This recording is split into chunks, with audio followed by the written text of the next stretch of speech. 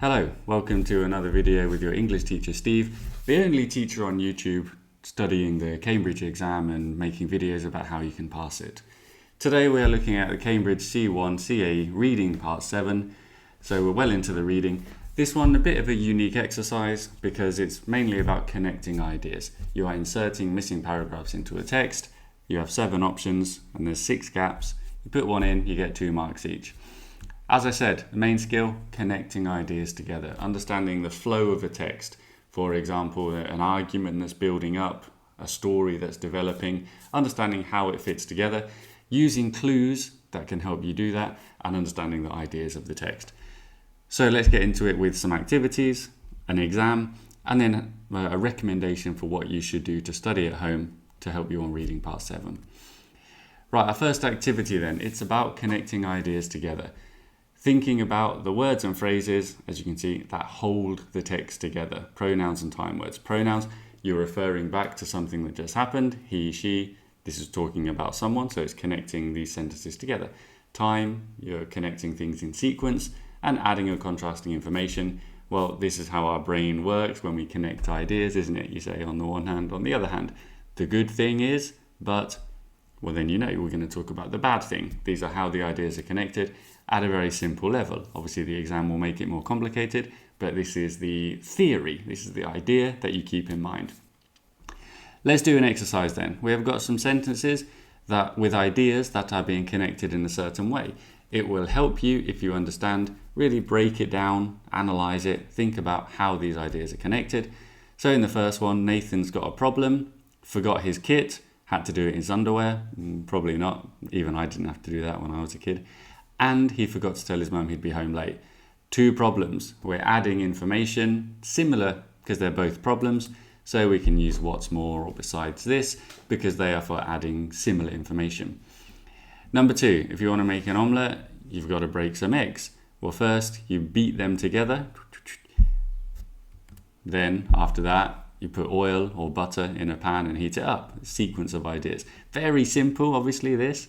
But it's the same in the exam. If you can understand it like you understand these sentences, it's the same idea that will get you the answer in the exam.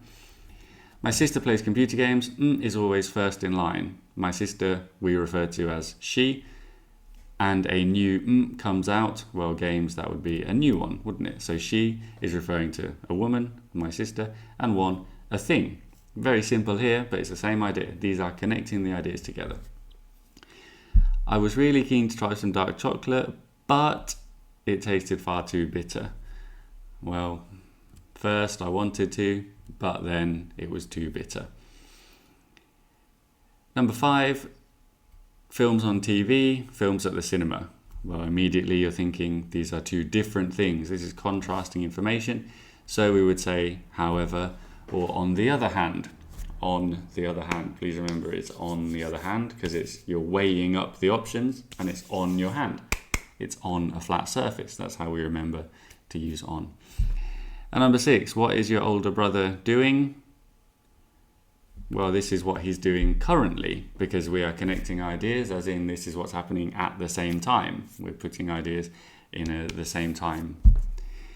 And number 7, loud music. But she doesn't share his musical tastes. Ooh, so this is a problem. This is a problem. This, we're referring back to the general idea that was just mentioned. It's not so much like a thing, a physical thing. It's a general idea, so we use this. And the last one, Chloe doesn't enjoy classical music. She's going to a concert. She doesn't enjoy it. Why is she going to a concert? She's going to be bored. Poor Chloe. It's a contrast again. We're starting the sentence, so we'll use although. Although to start a contrasting idea. So these are quite simple, as I said. This is actually, I think, from a B2 exercise. But again, it's great to show you how your brain should be working. This is what I'm trying to transmit to you, how your brain needs to be working for Part 7. Looking at the big text, thinking this idea, they are different, or there's a clue that tells me they fit together, something like that. Let's do a little bit more practice then. This one, we have got like a little paragraph and we've got a little line that needs to go in it. It's about living in the city or the countryside, typical Cambridge topic. I'm out here in the countryside, I recommend it, it's beautiful. but it depends on your lifestyle.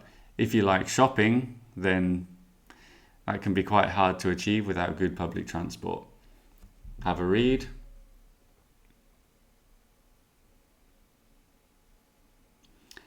And of course, the answer is A. If you like shopping, you're unlikely to be happy living miles from anywhere because you can't go shopping. Unless you've got easy access to a town, but that can be quite hard to achieve without good public transport. You won't get easy access to a town without good public transport. So again, connecting the ideas together, they make sense, don't they? Access to town, public transport. Favorite activity is shopping. You're not happy living away from shopping. Logically, it all makes sense. The best answer is A. Well done if you got it. The other ones don't fit, and you can think about why as well. Right, let's get on to an exam then. Before we do this exam, general tips for part 7, similar to other parts.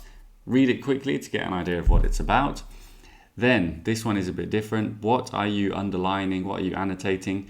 Words that seem like reference words, like we just saw, he, she, although, then, at first, however. All these kind of words, they're going to be referring to things. You need to find out what.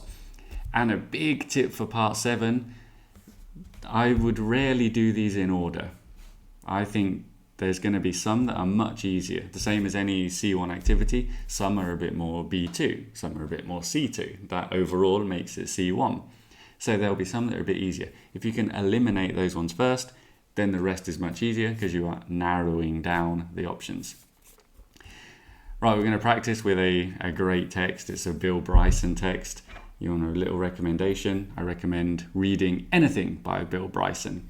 One Summer 1927, a particular highlight if you want a big, epic non-fiction book. But any of his books, his travel books, what's the one around Europe? I don't remember, but the travel book about Europe was great. So, Bill Bryson. Here's the text. Seems like a lot, I know. It will be in the description as always if you want to copy and paste it and do it yourself, but hopefully it just about fits on here and is visible. We've got the text at the top. Then as you can see, almost as much is the paragraphs that you need to put in. So take a minute to read it. Pause the video, do it yourself, then come back and we'll go through the answers. Okay, here we go. Looking at number 1. We've got a text about the woods, about being in the forest. He's a travel writer and he's walking through the woods and writing about it. This time he's walking in the Appalachian Mountains on the east coast of the US. Fantastic book. Number 1, what's the idea? It's about the forest, isn't it? They are alive. You feel vulnerable. You feel like you're being watched. All these kind of ideas. I think we can call that a spooky feeling. And we've got a similar idea being connected with so, because C says, so woods are spooky. And we can see clearly how it's about the woods are spooky with the similar ideas being connected. And you've got, therefore, so the woods are spooky. Wild beasts, sinister, atmosphere of doom. There's a lot there to give you that clue. Well done if you got it. Number 2, what's the idea here? Well, I think this is quite important what comes next. Tougher men. We are talking about men who are scared of the woods, who are sobered, as in it makes them serious and sober and a little bit scared. One was Daniel Boone, who said it's wild, it's terrifying. You can't look at them without terror. But tougher men. So this is the key idea here. There must be another one because he is tougher. Who is he tougher than? Well, in D, we talk about the other man who was unnerved, made uneasy, didn't feel good because of the woods. Henry Thoreau, a great writer again on Walden Pond. If you want a book that's talking about independence and how to go and live by yourself and all these things. An old one, but an interesting one. So that's the idea there. We're connecting ideas because tougher than who? Henry Thoreau. Number 3, this one's a more direct one, I think. We can see that what immediately comes next is this vast forest area. This vast forest area must be referring to some specific vast forest area.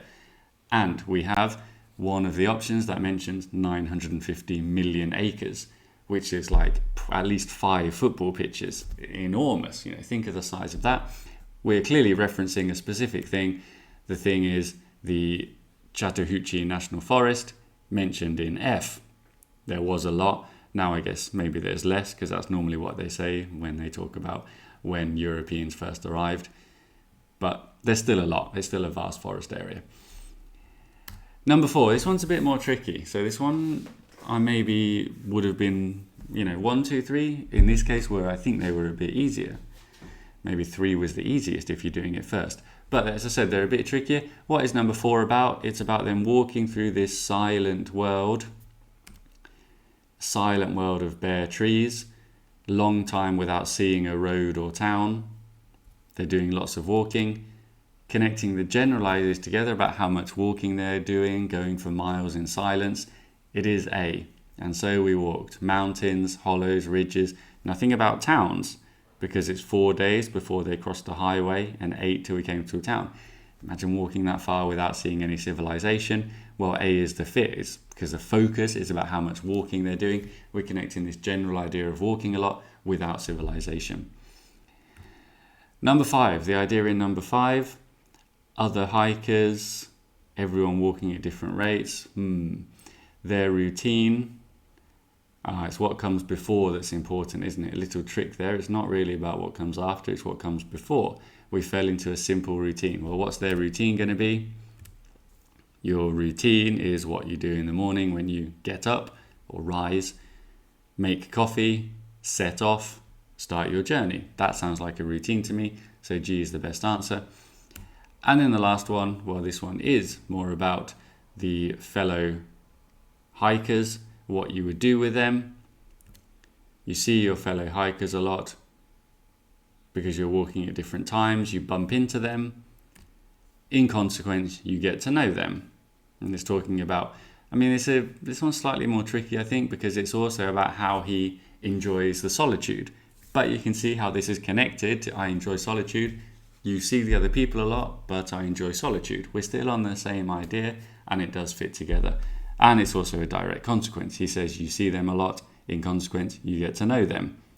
However, you can also have solitude.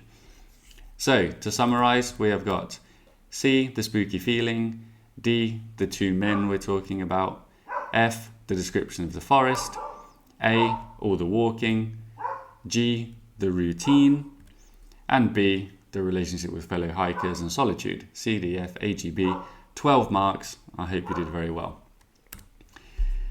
Other thing that we must always do when we're doing a reading to practice is note down what we consider new difficult vocab. This is what my class picked out when I did it with them recently. And I've written down the definitions we came up with, either from searching, from asking someone else in the class, from asking me. But these are things you might consider unusual C1 vocab. So do the same thing. Copy this or do the same thing, especially when you're doing it yourself. Underlining, noting down, keeping detailed notes, part 7, or just reading vocab, keeping a nice list of it, as I've mentioned in previous videos.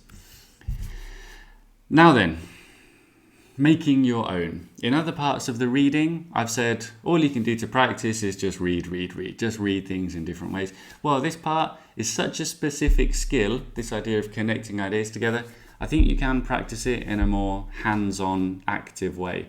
What I've done here is I've found an article that I think would be like a typical C1 article.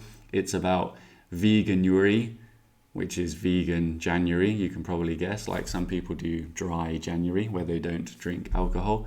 Veganuary is where you don't eat meat. Okay, it's a typical article, C1 article.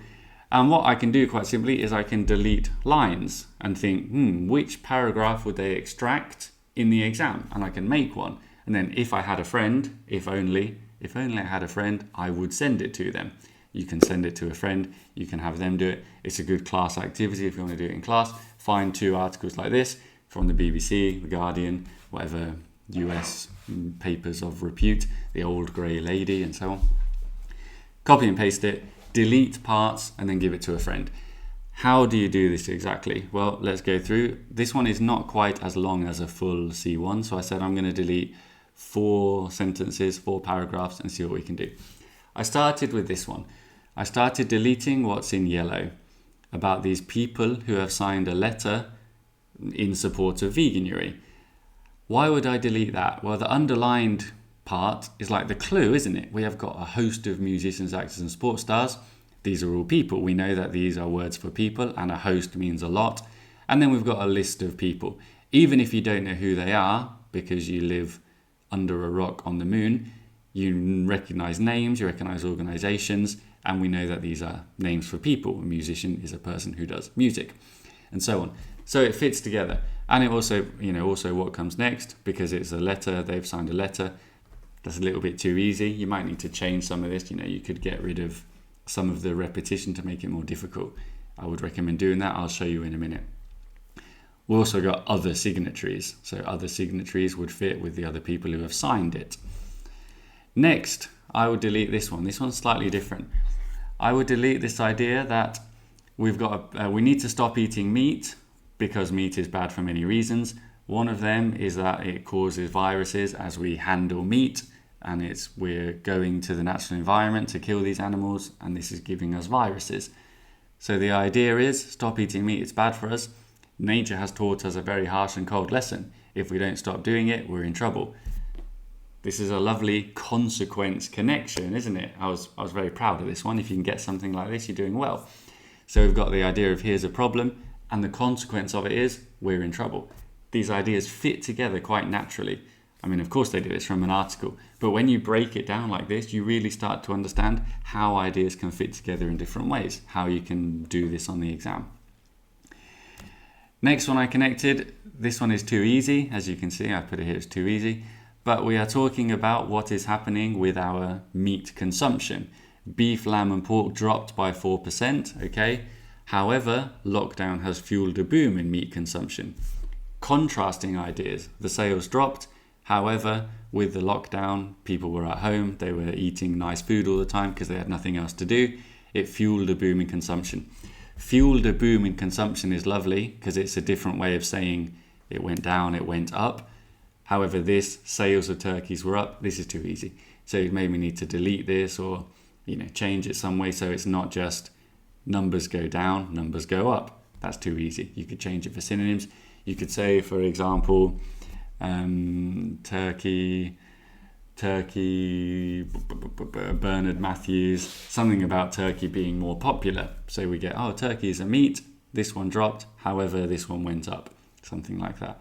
Or even, this is quite good, isn't it? Poultry grew substantially each month, something like that. I'd get rid of the numbers because it's too easy, but keep the idea the same.